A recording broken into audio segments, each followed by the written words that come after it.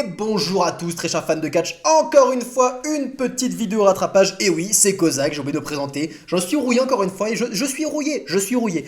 Petite vidéo rattrapage, on va pas faire trop long parce qu'il faut parler quand même des 21 superstars de la WWE qui se sont fait renvoyer lors de cette année, lors du dernier mois, je crois.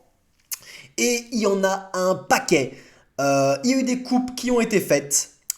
Et cela est intervenu au même moment où la WWE et l'UFC ont vraiment véritablement fusionné. Je crois que c'est lié à ça, excusez-moi.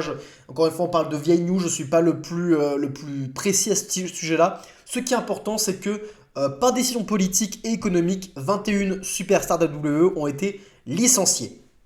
On va parler un peu de chacune d'elles, enfin pas de toutes, on va parler de celles que je connais, qui ont marqué un peu l'histoire du main roster. Et on commence par Mustafa Ali, qui s'est fait virer de la WWE. Et honnêtement, si on était en 2017, j'aurais eu la larme à l'œil.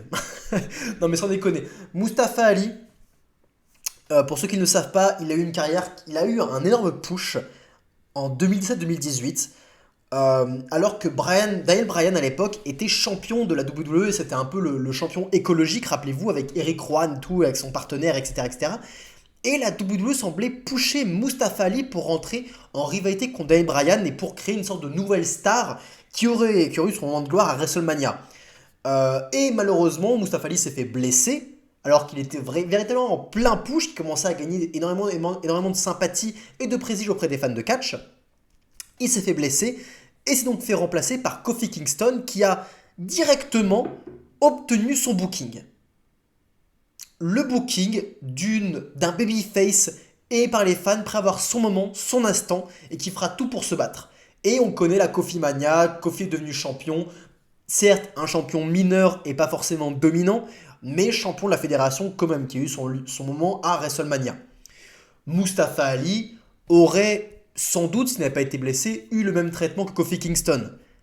Il aurait été probablement champion à WrestleMania, il aurait eu sa célébration, il aurait popé auprès des fans, mais il serait aussi fait éclater la gueule par Brock Lesnar lors de son retour en septembre, lorsque la Fox est arrivée. Bref, ça n'aurait rien changé. Et tenez les mots, je pense sincèrement que Mustafa Ali, qu'il ait été blessé ou pas blessé, champion ou pas champion, aurait été licencié en ce jour. Puisque depuis ce jour, même Kofi Kingston ne fait plus grand chose et est toujours présent de par sa longévité dans la compagnie et parce qu'il est aussi en équipe, qu'il a une faction qui vend des céréales auprès des fans. Mustafa Ali se serait fait quand même renvoyer puisqu'il n'y a plus rien à faire avec Mustafa Ali et qu'il ne peut pas être une star. Il ne peut plus marcher en tant que babyface puisqu'on a tout vu à son niveau. On a vu suffisamment ses comebacks, on a tout ça, on l'a vu. Il ne marche pas en tant que heel puisqu'ils ont essayé de manière désastreuse, ça n'a jamais fonctionné. Ils ont tout essayé, ça ne marche jamais. On le renvoie, je comprends malheureusement, il n'y a plus rien à faire. Pareil pour Rick Boogs. Certes, un très très beau physique, mais un gimmick catastrophique qu'il a déjà enterré. Il n'y a plus rien à faire avec Rick Boogs. Il était mort aux yeux des fans, on ne pouvait pas le sauver de son gimmick, c'était terminé. Qui c'est que je vois ensuite? Je vois Elias. Elias c'est pareil. Il s'est fait exterminer par son gimmick. Alors certes, c'était pas forcément la personne la plus charismatique. On retient certaines promos qui étaient un peu fofolles auprès de la foule. Il arrivait à obtenir certaines réactions auprès de la foule avec ses promos dans le ring avec sa guitare. Mais c'est tout, Elias. Et lui, ce personnage catastrophique avec Ezekiel, il jouait son propre fer en se rasant la barbe, etc. C'était ridicule. Et au bout d'un moment, quand les fans de catch, encore une fois, voient le ridicule, passe à travers le personnage, passe à travers le prestige, etc., et bah, la longévité de ta carrière va être amenuie de je ne sais combien d'années. Et c'était malheureusement le cas pour Elias. Je vois aussi Riddick Moss. Et pareil, et c'est dommage pour Riddick Moss, parce que c'était peut-être le plus sauvable de tous. Physique hyper impressionnant, un in-ring bien à lui, assez unique, faisant un peu référence à son passé de joueur de football américain, il me semble, enfin je crois qu'il a fait ça, parce que ça se ressent énormément dans son in-ring. Et malheureusement, il a eu beaucoup de défaites, mais il était prometteur. Lui, pour le coup, c'était peut-être un des catcheurs qui aurait pu avoir l'honneur d'un remodelage à NXT, pourquoi pas? Ou le renvoyer, pourquoi pas le remettre à NXT pour essayer de le rebuilder, pour que les gens l'oublient un petit peu, qu'on fasse un virage à 380 degrés et qu'on tente autre chose avec lui. Ça aurait été possible, c'est un peu dommage pour Riddick Moss, il y a peut-être quelque chose qui se cachait là. Ce n'était pas le cas pour Top Dollar, qui était clairement la personne qu'il fallait renvoyer en première, et je pense que c'est ce qu'ils ont fait. Il n'y avait rien à en tirer, le mec c'était une blague, c'était personne, il était con sur les réseaux. C'était un gamin, il avait aucun charisme, une promo nulle, un physique qui pourrait passer à la EW, ouais, il pourrait être en faction avec le Dark Order, avec Evil Uno, ça pourrait passer, pourquoi pas, il est... Bref. Shelton Benjamin, pareil, ça c'est un nom qui fait chier, parce que le mec est tellement talentueux, mais pas de promo, il est là depuis extrêmement, extrêmement longtemps, enfin je veux dire, il a commencé à WWE depuis il y a extrêmement, extrêmement longtemps. Je regrette le fait que la WWE n'ait pas réessayé le Hurt Business pour réessayer aussi Shelton Benjamin, qui avait une carte à jouer dans le Hurt Business, qui avait quelque chose à faire dans le Hurt Business aux côtés de Bobby Lashley. Il y avait un truc à tirer. Et pourquoi pas en mentor aussi aux côtés de MVP, des Street Profits, il y aurait peut-être quelque chose à faire avec Shelton Benjamin. C'est dommage qu'il a été renvoyé parce que c'est un immense talent, mais clairement il ne savait plus quoi faire de lui et c'est dommage. On peut parler aussi de Dolph Ziggler. Putain, et j'ai envie de dire, Dolph Ziggler, il aura fallu beaucoup de temps pour qu'il se fasse renvoyer quand même, hein. Parce que Dolph Ziggler, ça fait énormément de temps qu'il sert à une seule chose, c'est-à-dire jobber, être un jobber de prestige pour les nouveaux venus. Bah oui, sa carrière, la fin de sa carrière, ça a été, dès qu'il y avait un nouveau catcheur qui était de NXT dans le main roster, et bah c'était le premier adversaire pour celle face à ce nouvel adversaire, cette nouvelle superstar qui va être élevée par la WWE. Ce nouveau catcheur qu'il faut élever, bah Dolph Ziggler, c'était celui qui servait de ça, qui servait à ça, à élever ce nouveau catcheur. De par son selling, par ses promos quand même sympathiques, par son in-ring, il est extrêmement talentueux, Dolph Ziggler, c'est un excellent catcheur. Mais à force de l'utiliser comme ça, il n'avait plus aucun prestige dans le ring. Les fans ne pouvaient plus croire en lui. Il n'y avait plus rien à faire de lui. Et après sa rivalité face aux Miz en 2016-2017, je crois, qui était sa dernière grosse et bonne rivalité, le mec n'a rien fait pendant 6 ans, hormis élever d'autres superstars. Donc, il est renvoyé, je trouve ça logique parce qu'il n'y avait plus rien à en tirer. Mais franchement, il aura bien résisté. Et Dolph Ziggler est sans conteste l'un des meilleurs talents de cette liste. Sans conteste.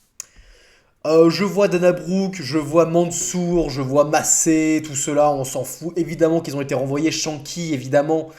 Il n'y avait rien à en tirer, vous savez, c'est... Qu'est-ce que je vois ensuite? Et bien ensuite, je vois le nom qui a fait le plus parler de lui. Le dernier nom, le 21e nom. Matt Riddle, qui s'est fait renvoyer le 22 septembre. Celui-là en a surpris énormément. Moi, il ne m'a pas surpris tant que ça. Parce que Matt Riddle, qu'on le veuille ou non, stagne. Stagne est à la même place depuis son arrivée. Il n'a eu aucune évolution. Ses meilleurs moments ont été dans la division par équipe aux côtés de Randy Orton et il y avait peut-être quelque chose à faire. Et peut-être que la WWE attendait énormément le retour de Randy Orton pour pouvoir de nouveau remettre Matt Riddle sur le devant, etc., etc. avec lui. Mais Randy Orton ne revenait plus, il prend un peu le temps parce qu'il est quand même assez blessé, il me semble, et il prend du temps pour lui. Euh, et Matt Riddle en solo, bah, un peu comme Dolph Ziggler, et ben on savait plus trop quoi faire avec lui. Beaucoup de défaites, un mid-carder de prestige, entre guillemets, mais les fans ne pouvaient plus vraiment croire en lui. Le mec était un petit peu relou backstage apparemment, sans être une star. Euh, un style de catch parfois extrêmement prenant quand il se mettait aux soumissions parce qu'il a des soumissions qui paraissaient extrêmement crédibles et parfois totalement ridicules avec ses coups, il tapait avec la paume de ses mains, c'était complètement naze, complètement lamentable. Un catcheur sur lequel que je pouvais trouver sympathique, mais que voilà, jamais été complètement emballé, jamais complètement déçu par Matt Riddle. Et je pense que c'est le cas pour beaucoup de personnes. Je ne sais pas si beaucoup d'entre vous étaient un archi fan de Matt Riddle ou qui détestaient Matt Riddle. Non, je pense que juste Matt Riddle, c'était un catcheur un peu ok, qui passait, qui pouvait servir de péripétie pour les catcheurs. Au bout d'un moment, si toute ta carrière c'est être une péripétie, et bah faut renouveler les péripéties. Voilà, la roue tourne. De nouveaux noms vont arriver. Et de nouveaux noms vont servir de péripéties, vont prendre la place de Matt Riddle. Et je comprends à WWE sur le fait que bah peut-être que ça ne servait à rien de continuer à payer ce catcheur aussi cher, peut-être, pour rien, alors que d'autres pourraient prendre cette place. Donc, pour une fois, parce qu'il y a eu beaucoup de renvois à la WWE qui étaient un petit peu choquants, on disait mais vous êtes sérieux, vous avez vraiment renvoyé lui ou lui ou lui? Et bah là pour une fois, tous les renvois, bah je les trouve malheureusement logiques pour une grosse compagnie comme la WWE qui doit un peu faire de plein dans son roster tous les ans et qui voit ce qui marche, ce qui ne marche pas. Alors oui, il y a des humains derrière ces catcheurs, il y a des gens qui perdent leur emploi et c'est extrêmement triste.